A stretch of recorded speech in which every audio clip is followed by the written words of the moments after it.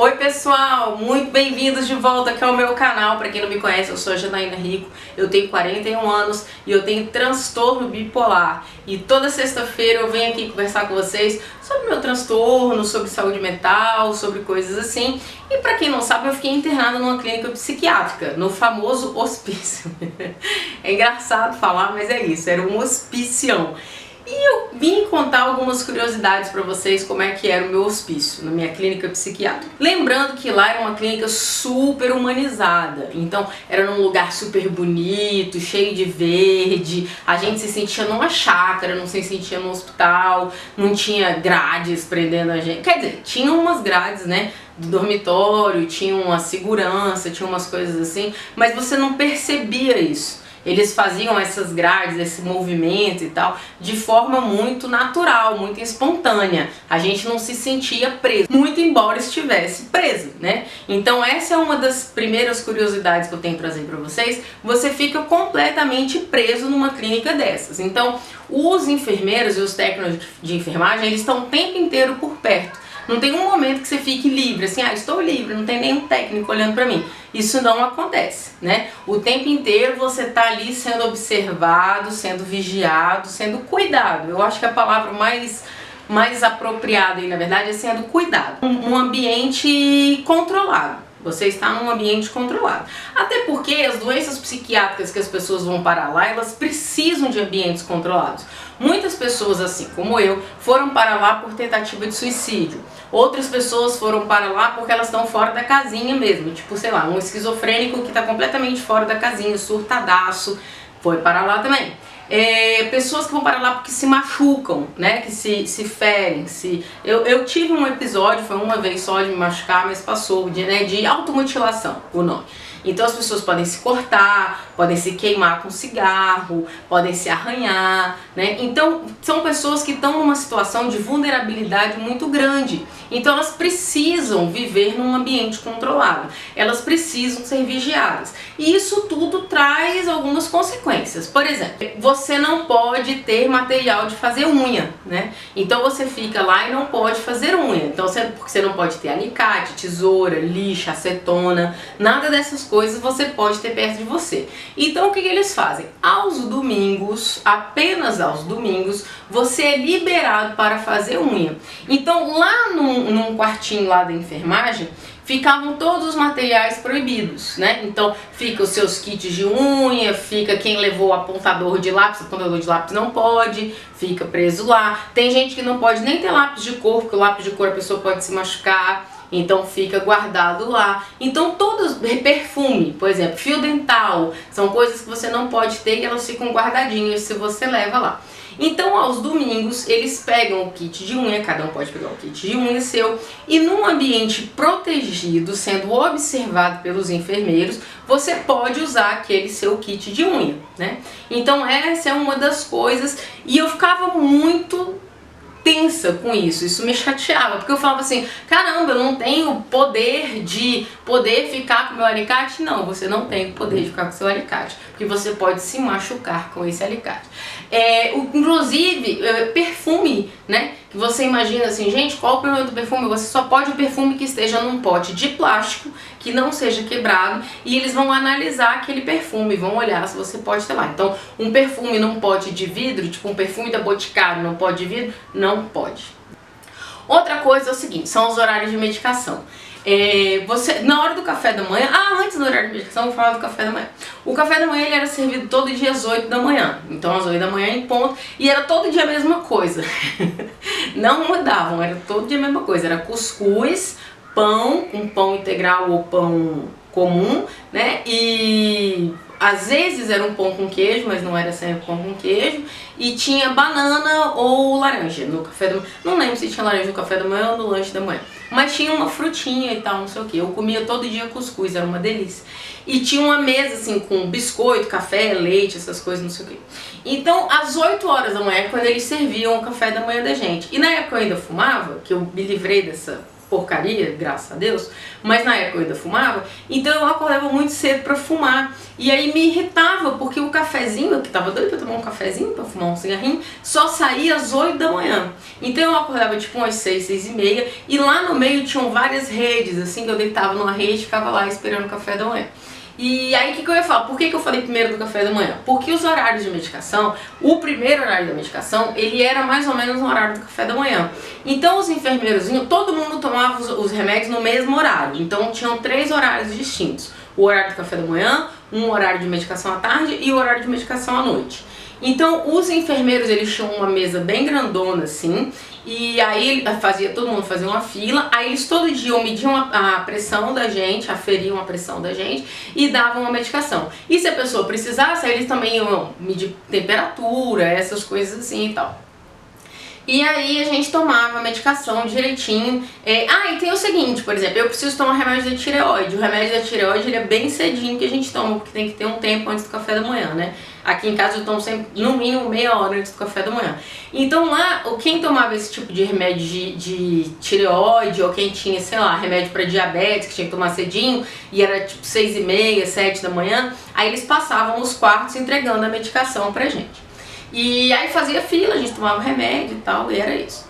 E deixa eu ver o que mais. A gente tinha 2 vezes por semana atividade física. Tinha um educador físico, um professor de educação física, que ele ia lá. Eu não curtia muito as aulas dele não, né?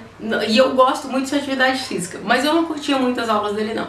Mas tinha de tudo. Tinha dia que ele dava aula de dança, tinha dia que ele dava aula de capoeira, tinha dia que a gente ficava fazendo atividade localizada, né? Então tinha de tudo. E outra atividade interessante que tinha lá, mas que nem todo mundo gostava, era atividade de música. Tinha um psicólogo que tocava violão, aí a gente se reunia lá no centro, onde eu falei que tinha as redes, essas coisas assim e tal. A gente se reunia lá e tinha uma caixa com vários instrumentos de percussão, chocalho, pandeiro, aquelas coisinhas de bater que eu não sei o nome. Então tinha vários assim, e aí cada um pegava um e a gente ficava cantando. Parece que é uma bobagem, parece que é uma bobagem, uma besteira, tocar violão. Só que pra quem tá num ambiente fechado, gente, Big Brother é fichinha perto de um hospício, é fichinha, porque no Big Brother você tem festas, a galera vai lá, curte, tem atividade, ali você fica trancado o tempo inteiro, sem muito o que fazer, né? E então, assim, e com pessoas que às vezes elas estão completamente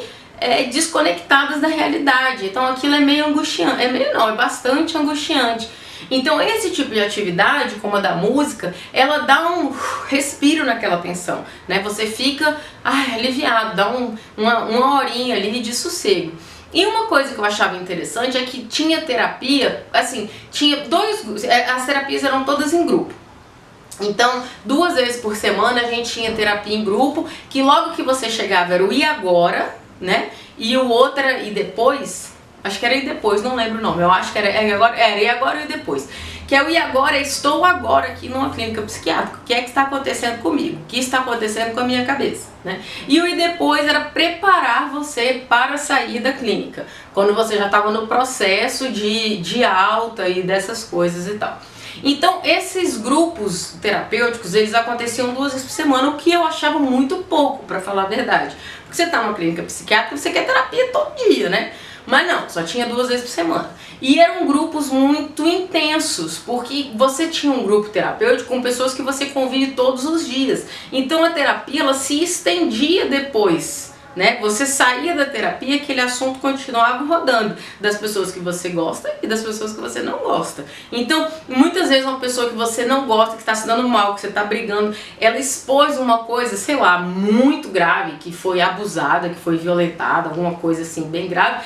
E aí você passa a ter empatia por aquela pessoa que você não gostava, porque você fala, tem alguma explicação da personalidade dela ser assim, dela ser assada e tal. Esse é apenas um exemplo. Então, esses grupos terapêuticos, eles eram muito importantes, muito embora fossem poucos. A outra forma da gente fazer terapia acontecia da seguinte forma: os psicólogos ficavam à nossa disposição, e era à nossa disposição mesmo, eles jogavam truco com a gente, os psicólogos que fumavam ficavam lá no fumódromo fumando, e eles passeavam, jogava um ping-pong, e a qualquer momento que você quisesse falar com um psicólogo e ele estivesse disponível, você chamava, e aí não tinha um consultório, onde você vai lá para um consultório, se fecha e vai fazer uma terapia. Não, naquele ambiente bonito, embaixo das mangueiras, pegava duas cadeirinhas e vamos lá trocar uma ideia com o psicólogo. Foi o que eu mais levei a sério, acho que foi a vez na minha vida onde eu mais fiz terapia individual, porque eu me sentia à vontade, eu me sentia confortável de ir lá e conversar com eles, porque não tinha aquele aspecto de terapia, né? Não tinha aquela cara de terapia, era uma coisa muito tranquila, muito suave, um bate-papo, e aquilo me fazia feliz. E eu acho que é isso. Tem algumas curiosidades do tipo, a gente brincava os finais de semana, a gente fazia muitas brincadeiras, então tinha brincadeira mesmo, assim, brincadeira de mímica, de pique-pega, desse tipo de coisa, né? Aos sábados era o dia de visita, então depois das visitas, quando acabavam as visitas, tinha um grupo de terapia para falar o que é que a gente tinha sentido com aquelas visitas, como é que tinha sido, o que a gente tinha sentido, como era a sensação. Era o pior dia da semana, o primeiro dia da visita, porque na hora que a minha família ia embora, era quando eu sofria. Entendeu? Era quando eu ficava mais arrasada, tipo, minha família está indo embora e eu estou ficando aqui presa num hospício. Né? Então era um momento muito terrível pra mim, era uma tristeza muito grande, mas que a gente tem que levar adiante. E aí tinha um grupo onde a gente falava quais eram as sensações, o que tinha sido, o que tinha tratado, né? As famílias no dia da visita levavam um lanche, então faziam piqueniques, né? Tinha aquela coisa assim. A clínica disponibilizava almoço, né? Era pago, mas tinha um almoço para as famílias que quisessem almoçar lá, então rolava feijoada, era um dia de feijoada, então muitos parentes, muita família almoçava lá. Então tinha uma coisa, o sábado ele tinha durante o dia um clima leve, onde podia levar cachorrinho, né, gatinhos, bichinhos de estimação. O meu cachorrinho, por exemplo, ia me visitar todo sábado. Muita gente me pergunta sobre contenção, como é que funcionava a contenção, essas coisas e tal, e elas aconteciam mesmo. Então, às vezes o paciente estava completamente descompensado, estava nervoso e tal, não sei o quê. Os enfermeiros tinham que vir em cima, amarravam com aqueles coisas de...